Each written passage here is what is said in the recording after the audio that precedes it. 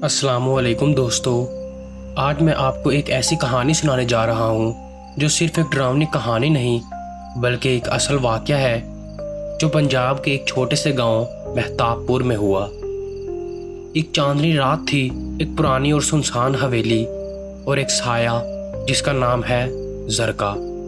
महताबपुर एक पुराना गांव जहाँ दिन के वक्त ज़िंदगी मुस्कुराती है, लोग एक दूसरे से हंस हंस कर मिलते हैं। सुबह के हवा में मिट्टी की खुशबू होती है, बच्चों के खेलने की आवाज़ और छोटी छोटी गलियां, सब कुछ इतना सुकून भरा। लेकिन जब रात होती है और जब चांदनी अपनी रोशनी से पूरे गांव को रोशन करती है तो सब कुछ बदल जाता है। हवा में एक अजीब सी सर्दी आ जाती है जिसे महसूस करते हैं गांव के लोग। अपने घर के दरवाजे बंद कर लेते हैं, लाइटें बुझा देते हैं और खामोशी में चुप जाते हैं। कोई बाहर नहीं निकलता और हर तरफ सिर्फ एक ही खौफ छाया रहता है। जरका। ये कहानी शुरू होती है एक शहरी लड़के अयान से। 19 साल का था अयान। अपनी कज़न यास्मीन की शादी अटेंड करने महताबपुर आया था। उसके साथ उसकी माँ और दादी भी थी। शहर का लड़का था, उसको ना गांव की हवा पसंद थी ना लोगों की पुरानी बातें। शादी में ढोल, नाच, मस्ती सब कुछ हो रहा था, लेकिन रात होते ही सब कुछ खत्म हो गया। अयान ने यास्मीन से हंसी में कहा, ये सब इतने चुप क्यों हो गए? अभी तो म्यूजिक बज रहा है। सब लोग मज़े ले रहे थे, फिर अचानक ये सन्नाटा क्यों? यास्मीन ने हल्की सी मुस्कान के साथ कहा, चांदनी रात है अयान, और महताबपुर में चांदनी रात में कोई बाहर नहीं निकलता। अयान हंसकर बोला, अरे यार, आजकल के ज़माने में भी लोग इतने डरपोक हैं। ज़रूर कोई पुरानी कहानी होगी जो लोगों ने मजाक बना रखी है। तभी उसकी दादी की आवाज़ आई जो एक कोने में बैठी तस्बीह पढ़ रही थी। उन्होंने सिर्फ इतना कहा, बेटा, अंधेरों का मजाक मत उड़ा, चांदनी रात है, वो निकलती है। अयान मुस्करा कर बोला, वो कौन? वो जरका। दादी ने बस अपनी आंखों से उसे घूरा और बिना कुछ कहे फिर से तस्बीह पढ़ने लग गई। रात के 12 बज गए, सब सो गए थे, लेकिन अयान जो शहर की फ्रीडम का आदी था, उसे गांव की ये खामोशी और लोगों का ये डर का एडवेंचर लग रहा था।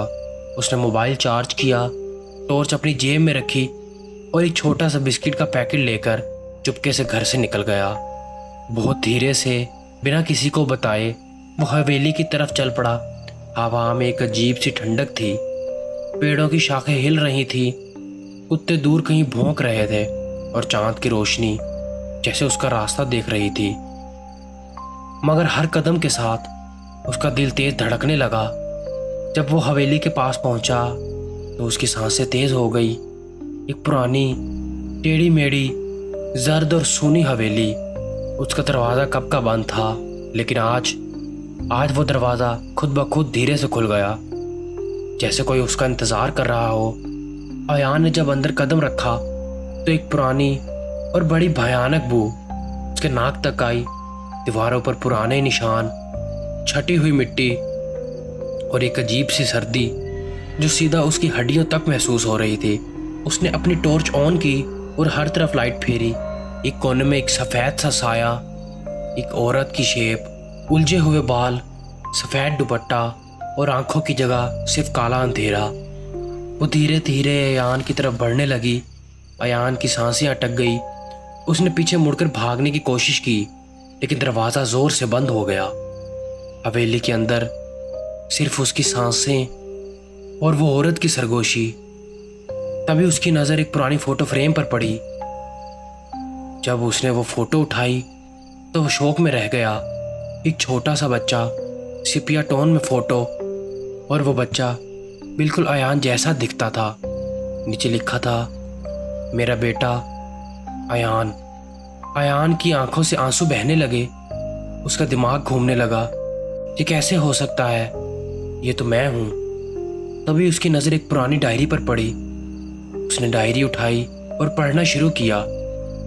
मैं जरका, मेरी ज़िंदगी में कभी खुशी नहीं थी। सब मुझे पागल कहते थे। मेरे शौहर ने मुझे मारकर इस हवेली की दीवारों में जिंदा दफन कर दिया, और मेरा बेटा जब मुझे बचाने आया तो उसे ज़बरदस्ती शहर भेज दिया गया। ڈائری کے الفاظ ایان کے دل کو چیر گئے۔ اس کی آنکھوں سے آنسو بہتے رہے۔ تبھی اس نے پیچھے قدموں کی آہٹ سنی۔ وہ مڑا اور دیکھا، زرکا اس کے بالکل سامنے تھی، چہرہ ڈر سے بھرا، آنکھوں میں صرف اندھیرا اور ہونٹوں سے نکلتی ہوئی ایک ہی بات، میرا بیٹا۔ ایان نے فوٹو فریم اٹھا کر اسے دکھایا اور رو کر کہا، امی میں ہوں، مجھے معاف کر دو، مجھے کچھ نہیں پتا تھا۔ زرکا نے اپنے ہاتھ بڑھائے، فوٹو کو چھوا اور اس کی آنکھوں سے کالے آنسو بہنے لگے۔ ہوا تیز ہو گئی، دیواروں پر لکھے الفاظ جیسے ہلنے لگے اور ایان زور زور سے سورۃ الفاتحہ اور آیت الکرسی پڑھنے لگا۔ پورا کمرہ کانپنے لگا۔ کینڈل کی لو تیزی سے جل اٹھی اور ایک دم سے زرخا کی چینخ بنا آواز کی پوری حویلی میں گونج اٹھی اور پھر سب کچھ ایک دم خاموش۔ زرخا غائب ہو چکی تھی۔ صبح کی پہلی روشنی حویلی میں گھسنے لگی، چڑیوں کی چیخ دور سے سنائی دینے لگی۔ گاؤں کے لوگ دوڑ کر آئے، دادی نے ایان کو گلے لگا لیا، سب مل کر رو دیے، بیٹا تو بچ گیا، وہ اب سکون میں ہے۔ سب نے مل کر فاتحہ پڑھی۔ ڈائری، فوٹو اور کینڈل کو حویلی کے بنگلے کے ایک پرانے پیپل کے پیڑ کے نیچے دفن کر دیا۔ لوگ کہتے ہیں ہر سال جب بھی پوری چاندنی رات ہوتی ہے، گاؤں کے لوگ وہاں جا کر دعا کرتے ہیں اور حویلی پھر سے خاموش ہو جاتی ہے۔ دوستو، یہ تھی زرکا، چاندنی رات کا سایہ۔ ایک ماں جو اپنے بیٹے کے انتظار میں تھی، ایک بیٹا جو بنا جانے خوف کے دروازے کھول گیا، اور ایک حویلی جو آٹھویں چاندنی رات میں اپنے کہانی سناتی ہے۔ اگر آپ کو یہ کہانی پسند آئی ہو یا آپ کی کوئی اپنی اسکیری کہانی ہو تو کمنٹ کرنا نہ بھولیے گا، اور پھر آؤں گا ایک نئے واقعے کے ساتھ۔ تب تک خود کو محفوظ رکھیے اور اندھیروں سے دور رکھیے۔ اللہ حافظ۔